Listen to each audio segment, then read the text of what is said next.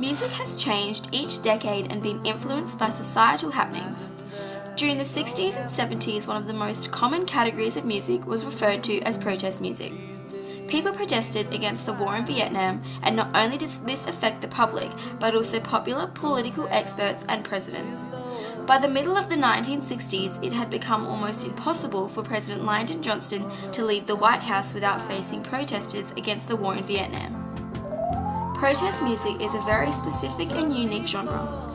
Unlike other popular and common music, protest music is very meaningful and has lyrics which are written about things that matter, things that need to be heard through music. A protest song is a type of song which is associated with movements in political areas, war relevance, and social changes. In the 1960s to the 1970s period, protest music was extremely popular as many of the artists were influenced by events in this era such as the Vietnam War and the effects it had on the communities and presidents at the time. The specific genre changed the 60s to 70s as towards the end of the era, the issues which are being protested about began to die down, which affected the protesting. The change was impacted due to the events.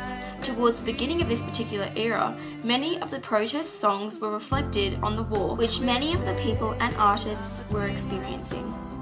After the war had slowed down and died off, one of the next main protesting topics was the large amount of racism and discrimination towards other people due to their colour of skin, religion, and backgrounds. The protest movement began in the 60s and slowly died down, coming to an end in the late 80s.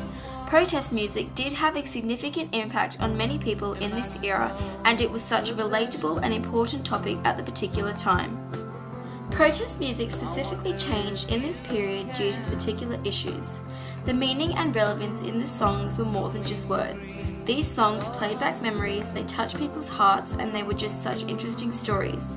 These songs simply were within the rings of truth. Back in the 60s and 70s, the government and big well-known businesses took advantage of the people. It then forced a breakout and people began to take it into the streets in a protest. Not only was this the reason behind protesting, but this also influenced the hippies of the 70s. As war was a big target and issue, many people protested things such as "Make love not war," "End racial oppression," "Peace is much cheaper," etc. Protesting in this particular era was very popular. Many people had points and their own opinions, so they created signs, quotes, and important sentences and facts on them, and then proceeded to fill the streets in a community protest. In the 60s and 70s, racism and discrimination were topics of discussion faced. These protest songs weren't all about war and its unfairness, but the way people were being treated because of their background, because of their skin colour and their nationalities, on top of the undivided peace that was going on in the world. The significance about the protesting towards racism and discrimination is that people idolised these singers. People looked up to these people and were so drawn by everything they said. When Bob Dylan sung about Reuben Carter's conviction, people started to realise how right he may have just been, and eventually the hurricane was released. People all had their own views and opinions on the artists in the 60s and 70s, and how they felt these people changed the world through their gifts and music. The music didn't stay the same the whole time. As the years went on, the music began to change. More artists were introduced to protest music, and the new topics of discussion became known. As the war died down, racism and discrimination was around, as was the unfairness towards the people from the government and popular demanding businesses. So if there's a single song that encapsulates the message of the 1960s, it's Bob Dylan's seminal "The Times Are Changing." Dylan carried the flag for the American folk along with the likes of Joan Baggs, Leonard Cohen and Joni Mitchell, and influenced a musical genre focused on issues such as racism, poverty, war, environmentalism, and nuclear disarmament. Come gather round, people, wherever you roam, and admit that the waters around you have grown.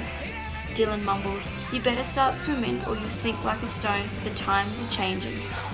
Fortunate Son by Creedence Clearwater Revival was made during this period.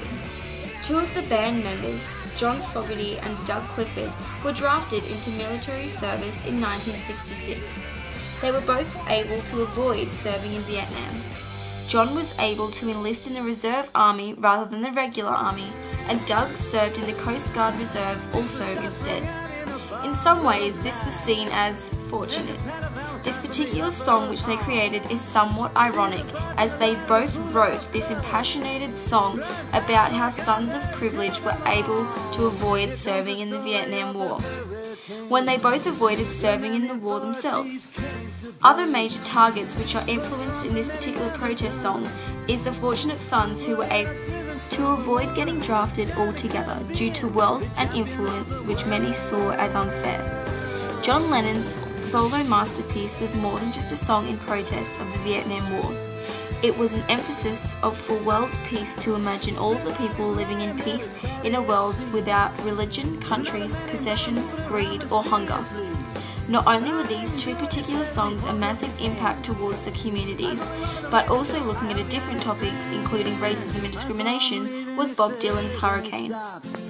In this song, written about a famous boxer, Reuben Hurricane Carter, Bob protests about the unfair imprisonment of this man. Reuben spent years in jail for a murder which Bob did not believe nor felt he committed. After 8 years into Reuben's incarceration, he sent Bob a copy of his autobiography. He then visited Carter in prison and convicted of his innocence, inspiring Dylan to write Hurricane, protesting his innocence. With Dylan's efforts towards Carter's situation, he brought a new publicity to Carter's case, which got him a new trial in 1976, where once again Carter was convicted. Reuben Carter was not freed until 1984, when his conviction was finally over. Bob Dylan felt he was convicted due to the colour of his skin. He believed he was falsely trialed and that racism and discrimination played a large part within the courts. The movement and changes in between these years was drastic. Anti-war songs and racism, discrimination songs were very, very important and popular in this era. Many people were affected by these issues, and these songs reminisced and replayed these issues and the unfairness behind them. Remember the murder that you happened in a bar. Remember you said you saw the getaway car.